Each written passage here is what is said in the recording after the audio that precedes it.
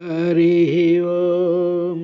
हारिकी नंद गोकुल विहारिकी चक्र समीर दैत्य संहारिकी भक्त दुख परिहारिकी गोपनितंबिनी मनोहारिकी दुष्ट संपदपहारिकी घोषकुटीपयोघृताहारिकी बालकग्रह महासुर दुर्वनिता प्रहारिकी शिलिकी नीतिशालिकी वशीकृतशूलिकी बाणहस्त निर्मूलिकी घोर नीरद विमुक्त शिलाहत गोप गोपिका पालिकी वर्णधर्म परिपालिकी अर्जुन भुज युग्म संचालिकी मालिकिन विपुल चक्र निरुद्ध मरीचि मालिकिन क्षंतकु कलियोरग विशाल फणावळि नर्तन क्रियारंतकु उल्लसन्मगधराज चतुर्विध घोरवाहिनी हंतकु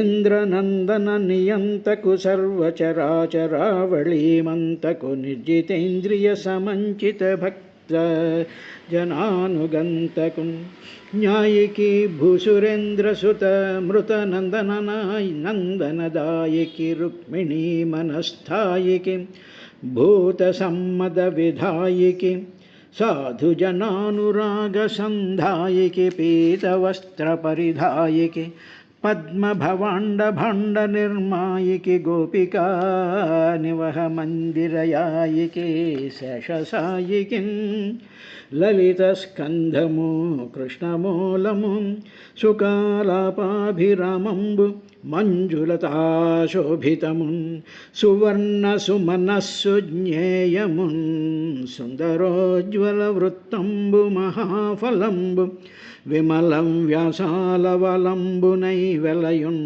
भगवताख्यकल्पतरुर्विन् सद्विजश्रेयमये। हरिः ओम्।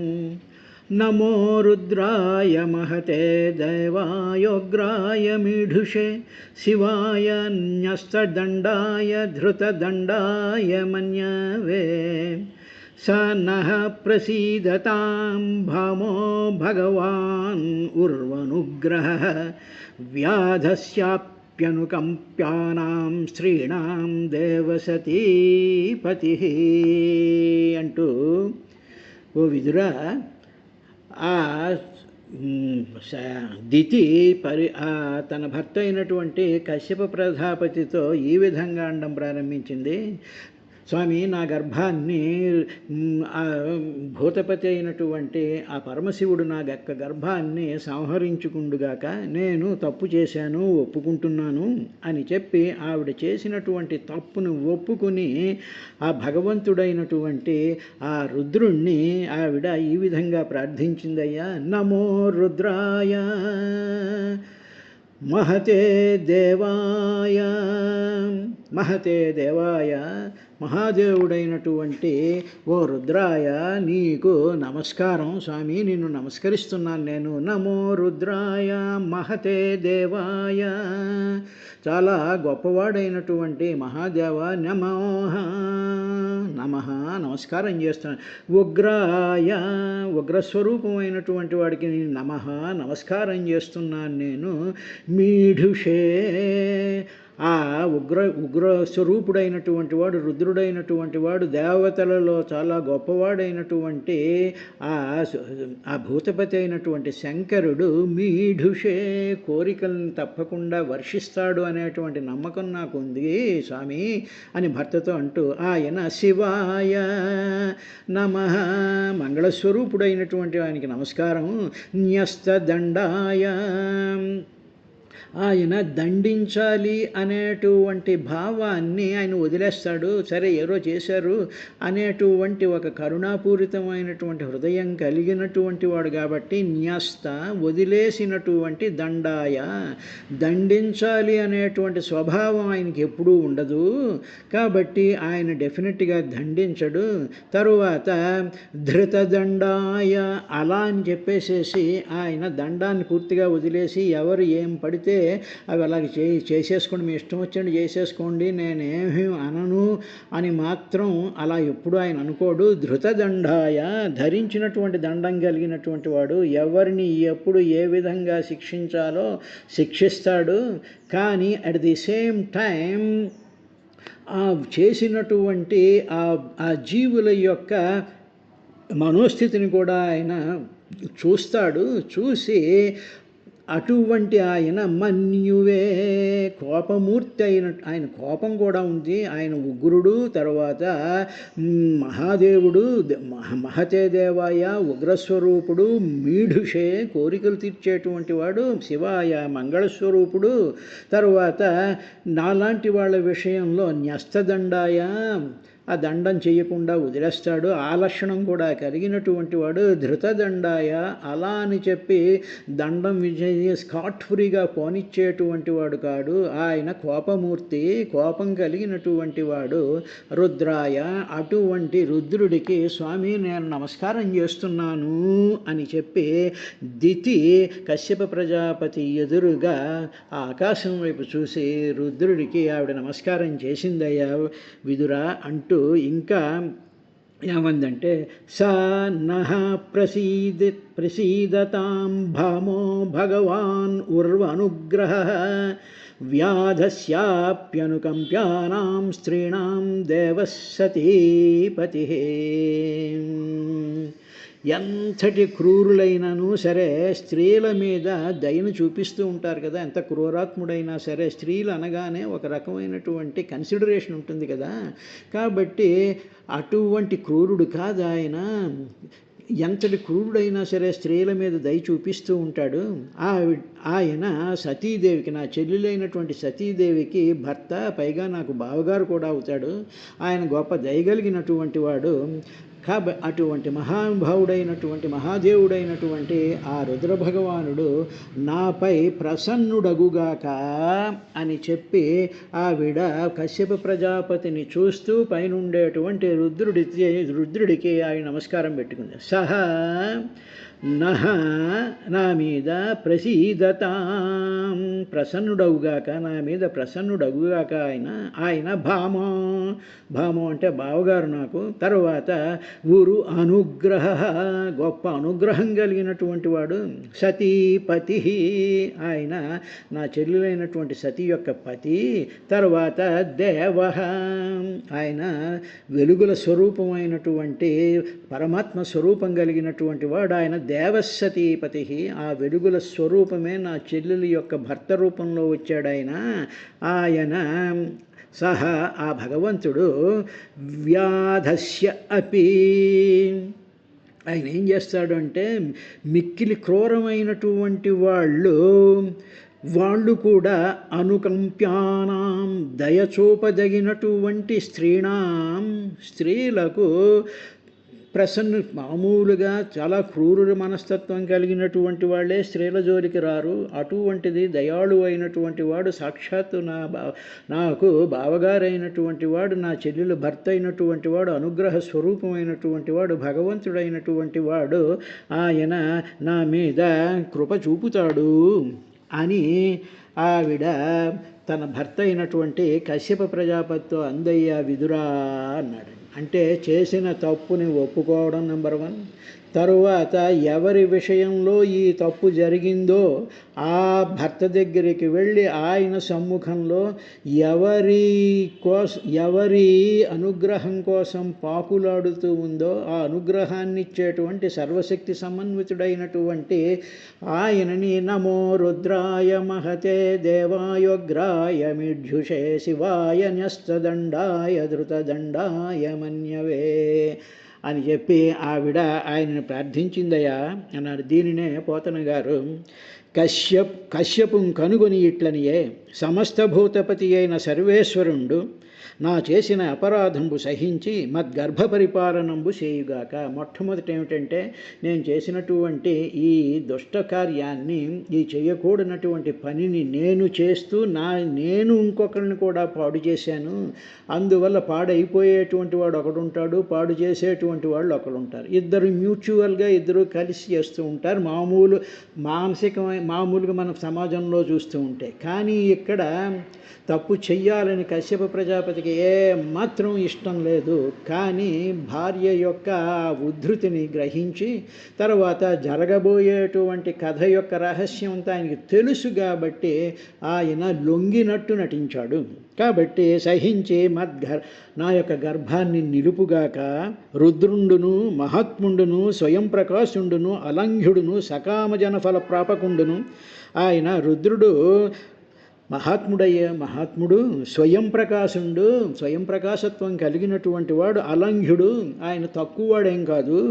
సకామజన ఫల ప్రాపకుండును, సరైనటువంటి కోరికలను కోరితే దానిని సఫలత్వం చెందేటువంటి వాడు. నిష్కామజన మోక్షప్రదుండును, ఏ విధమైనటువంటి కామం లేకుండా ఆయనని ప్రార్థిస్తే ఆ నిష్కామంగా చేసినటువంటి భక్తులకు మోక్షప్రదుండును, మోక్షం ఇచ్చేటువంటి వాడు. న్యస్తదండుండును, ఎప్పుడు అంటే దండించాలి అనేటువంటి భావాన్ని పక్కన పెట్టేసినటువంటి వాడు.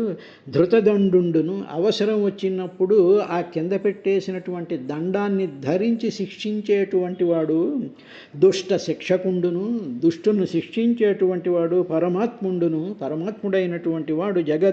జగదంతర్యామియు, జగత్తులో అంతర్యామిగా సంచరించేటువంటి నిర్గుణుండును, నిష్కాముండును, భక్త సులభుండును, భగవంతుండు అగు ఆ పరమేశ్వరునకు నమస్కరించదా అని ఆవిడ నమస్కారం చేసిందయ్యా అని విదురుడికి మైత్రేయ మహర్షి చెప్తూ, మరియు ఇంకా ఏమంది అంటే, షడ్గుణైశ్వర్య సంపన్నుండును, జగద్భర్తయును, మహానుగ్రహశీలుండును, నిర్దయ పరిపాల్య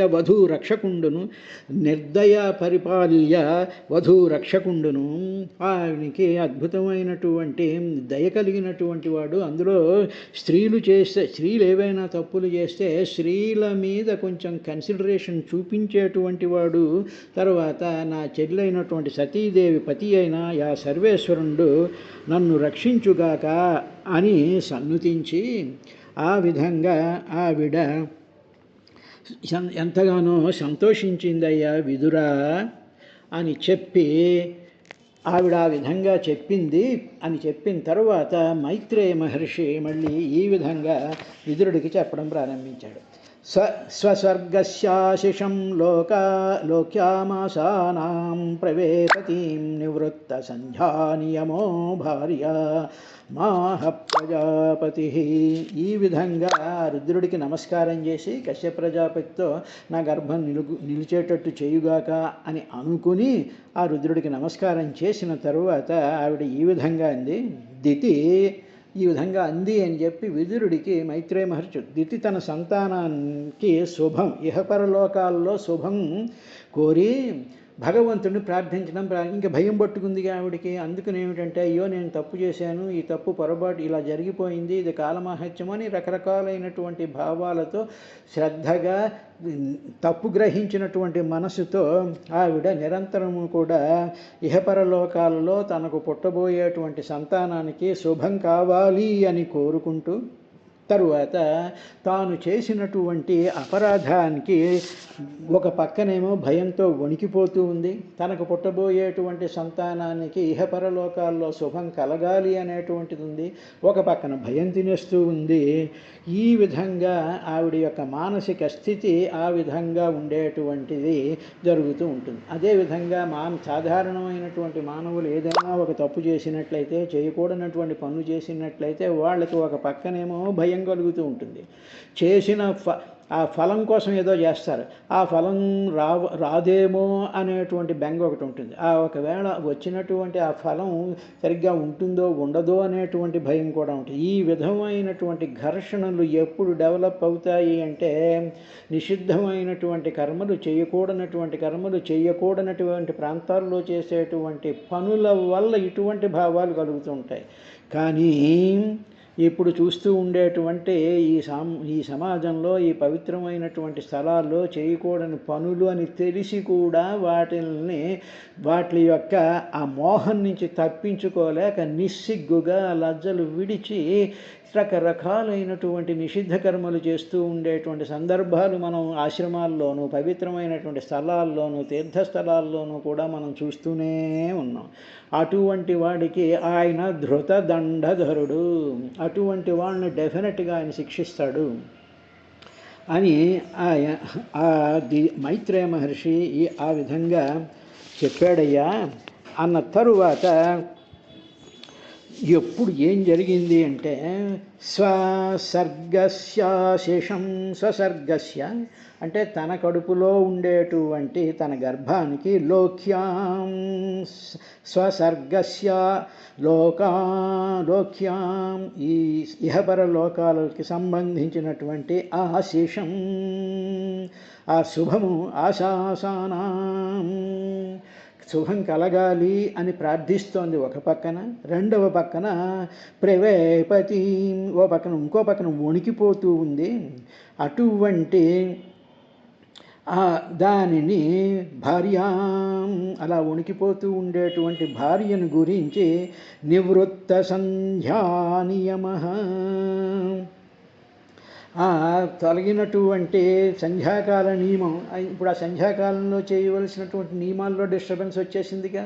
సో ఇప్పుడు ప్రజాపతి అయినటువంటి కశ్యపుడు కూడా తన యొక్క నియమాన్ని కూడా ఉల్లంఘించాల్సినటువంటి పరిస్థితి ఈ సందర్భంలో కలగడం వల్ల అంటే నివృత్త సంధ్యానియమం నివృత్తం అయిపోయింది, అక్కడ పాడైపోయింది. అటువంటి ఆ దృష్టి కలిగినటువంటి ప్రజాపతి ప్రజాపతి అయినటువంటి కశ్యపుడు ఈ విధంగా ఆయన ఆ దితితో ఈ విధంగా అన్నాడయ్యా అన్నాడు. ఉవాచ కశ్యప ప్రజాపతి ఏమన్నాడంటే అప్రాయత్యాదాత్మనస్తే దోషాన్మౌహూర్తికాదుత మన్నిదేశాతిచారేణ దేవానాం చైవ హేళనాత్ భవిష్యతస్తవా భద్రాదభద్రే జాఠారాధమౌ లోకాన్ సపాలాం స్త్రీంశ్చండి ముహురాక్రందయిష్యతః. ఆయన ఆ బ్రహ్మగాయత్రిని చేసుకుని జపం చేసుకుని జరగబోయేటువంటి విషయం ఏమిటో తెలుసుకున్నటువంటి వాడే ఆ కశ్యప ప్రజాపతి ఈ విధంగా అన్నాడు. ఓ అమంగళ స్వరూపురాల, అమంగళమే నీ రూపముగా కలిగి ఆ టైంలో అలాగ బిహేవ్ చేసావు, అప్పుడు నీ స్వరూపం అమంగళమైనటువంటి స్వరూపంలో ఉంది. అంతేకాకుండా నీకు కోప స్వభావం కూడా ఉంది, నీ మనస్సు స్వచ్ఛమైనటువంటిది కాదు అని 3 రకాలైనటువంటి నిందావాక్యాల కింద ఆయన పలికాడు. అమంగళ స్వరూపు ఏమండి, అంతకుముందు నీలాంటి భార్య ఎలాంటి భార్య ఉండడమే నేను చేసుకున్నటువంటి అదృష్టము అని చెప్పి స్త్రీలను పొగిడినటువంటి కశ్యప ప్రజాపతి ఇక్కడ మాట మార్చాడా అన్నట్టుగా మనకు ఒక డౌట్ వస్తుంది. కానీ ఆ మాటలు ఆ సందర్భాన్ని బట్టి అంటారు తప్ప ఆ స్వభావాన్ని బట్టి కాదు. ఆ సందర్భంలో ఆ వ్యక్తి కానీ ఆ ప్రాణి కానీ ప్రవర్తించినటువంటి తీరుని బట్టి దాని మీదే వీళ్ళు మాట్లాడతారు తప్ప, తెలివైనటువంటి వాళ్ళు మాట్లాడతారు తప్ప మిగతా ఆ మొత్తం అంతటినీ కూడా వాళ్ళ జీవితానికో వాళ్ళ స్వభావానికో వాళ్ళ గుణానికో వాళ్ళ క్యారెక్టర్కో మాత్రం ఆపాదించరు. ఇప్పుడు ఆయన అమంగళ స్వరూపురాల, అమంగళం చేయకూడనటువంటి అమంగళమైనటువంటి పని చేసేవు అటువంటి స్వరూపం నీ మీదకి వచ్చింది. అటువంటి స్వరూపురాల that was the present, that happened at that time. తర్వాత కోప స్వభావం కలదానా, నేను వద్దనేటప్పటికి నువ్వు కోపం తెచ్చేసుకున్నావు, ఒక రకమైనటువంటి ఆగ్రహం ప్రదర్శించావు, నిర్లక్ష్యం ప్రదర్శించావు. ఆ కోప స్వభావం చూపించకూడనటువంటి నా మీద కూడా చూపించావు, నేను మంచి చెప్తున్నా కూడా వినిపించుకోకుండా చూసావు. తర్వాత అటువంటి పరిస్థితిలో నీ మనస్సు స్వచ్ఛమైనది కాదు, నీ మనసు స్వచ్ఛంగా లేదు. It has been contaminated, it has been destructed or destroyed or decayed by your own desire. నీకు సంధ్యా సమయం అట్టి భావన కలగటం అనేటువంటి దోషం. ఆ సంధ్యా సమయంలో నీకు ఆ భావం కలగడం అనేటువంటి దోషం వల్ల అప్పుడు నీ మనస్సు అస్వచ్ఛమైపోయింది, పాడైపోయింది, అప్పుడు అమంగళ స్వరూపం ఏర్పడిపోయింది, అప్పుడు నీకు కోపం కలిగింది. నీవు నా అట్ ది సేమ్ టైం నువ్వేం చేసావంటే నా ఆదేశాన్ని కూడా నువ్వు ఉల్లంఘించావు. నేను చెప్తున్నటువంటి మాట, అయ్యో భర్త చెప్తున్నాడు మాట వినాలి అనేటువంటి స్పృహను కూడా కోల్పోయావు నీకుండేటువంటి ఆ కోరిక వల్ల. ఇదే విషయాలు మనకి అనేక చోట్ల ఇళ్లల్లో కానీ తర్వాత సమాజంలో కానీ జరుగుతూ ఉంటాయి. ఇది చెయ్యకూడదు, ఇది వద్దు, ఇలా కాదు అని ఎంత చెప్పినా కూడా ఆ కోరికని, ఆ మోహాన్ని, ఆ అట్రాక్షన్ని, ఆ ఆకర్షణని తప్పించుకోకుండా పరుగులు పెట్టేటువంటి వాళ్ళు, వాళ్ళ పిల్లలు కావచ్చు, యువకులు కావచ్చు, యువతులు కావచ్చు, వృద్ధులు కావచ్చు, జ్ఞానం ఉంది అనుకునేటువంటి వాళ్ళు కావచ్చు, ఆడవాళ్ళు కానీ మగవాళ్ళు కానీ ఈ విధమైనటువంటి పనులు చేస్తూ ఉంటారు. తరువాత అటువంటి పరిస్థితిలో నా ఆదేశాన్ని నువ్వు ఉల్లంఘించావు, పైగా రుద్రుని అనుచరులైనటువంటి దేవతలను నిశ్చయంగా అవమానించావు. అక్కడ దేవతలు చూస్తూ ఉన్నారు, అది నీకు తెలుసు నాకు తెలుసు, అయినా సరే ఆ దేవతలు తల దించుకునేటువంటి విధంగా నువ్వు అవమానించావు.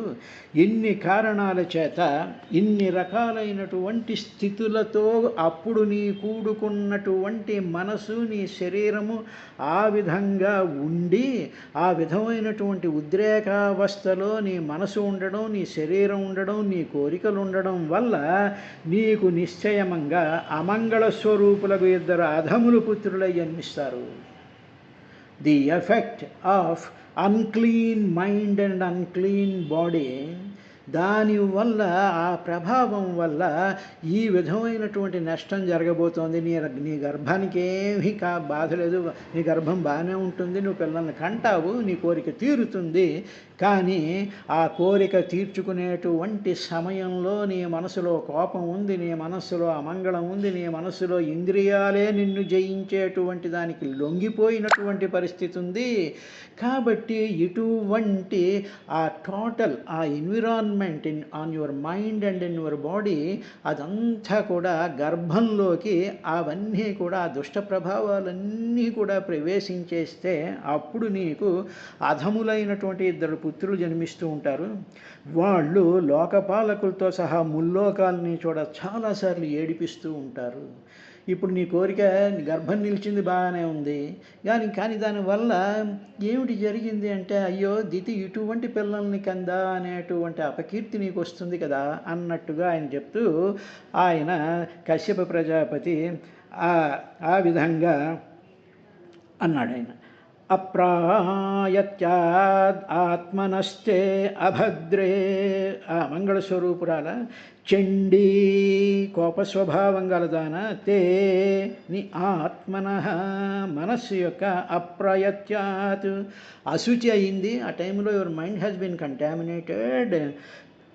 అప్పుడు ఏం జరిగింది? మౌహిర్తికాత్, ఆ సంధ్యా సమయంలో సంబంధించినటువంటి అటువంటి కోరిక కలగడం అనేటువంటి దోషాత్, దోషము వలన, తరువాత మత్ నిదేశ అతిచారేణ, అప్పుడు నా ఆజ్ఞను ఉల్లంఘించడం అనేటువంటిది కూడా ఒక దోషమే. భర్త యొక్క ఆజ్ఞను ఉల్లంఘించి భర్తకి ఇష్టం లేనటువంటి పనులు చేయడం అనేటువంటిది కూడా ఒక దోషం. అది ఏ పరిస్థితిలోనైనా జరిగినా అది దోషం కిందే ఉంటుంది. తరువాత అదొకటే కాకుండా దేవానాం, రుద్రుని అనుచులైనటువంటి దేవతను హేళనార్చయేవ, అవమానం కూడా చేసేసావు. వాళ్ళు అక్కడికి వచ్చారు, దీపం పెట్టాలి, వాళ్ళు స్వాగతం పలకాలి, వాళ్ళకి స్తుతి చెయ్యాలి అనేటువంటి పని చెయ్యకుండా కేర్లెస్గా నువ్వు బిహేవ్ చేశావు. అభద్రౌ, అటువంటి అమంగళ స్వరూపంతో జాఠర అథమౌ, నీ గర్భంలో అధములైనటువంటి ఇద్దరు భవిష్యతః జన్మించగలరు. సపాలాన్, వాళ్ళు జన్మిస్తే జన్మించారు, వాళ్ళు మానాన్ని వాళ్ళు ఉంటారేమో అని అనుకుంటున్నాం. వాళ్ళు ఏం చేశారు? సపాలానా పాలానాం, ఈ లోకపాలకురైనటువంటి మూడు లోకాలని కూడా ముహుహు పలుసార్లు అక్రందయిష్యత, ఏడిపిస్తూ ఉంటారు. కాబట్టి ఒక్క దోషం చెయ్యడం వల్ల నువ్వు ఏడవడమే కాకుండా నీ చుట్టూ ఉండేటువంటి సమాజాన్ని కూడా నువ్వు ఏడిపిస్తూ ఉంటావు.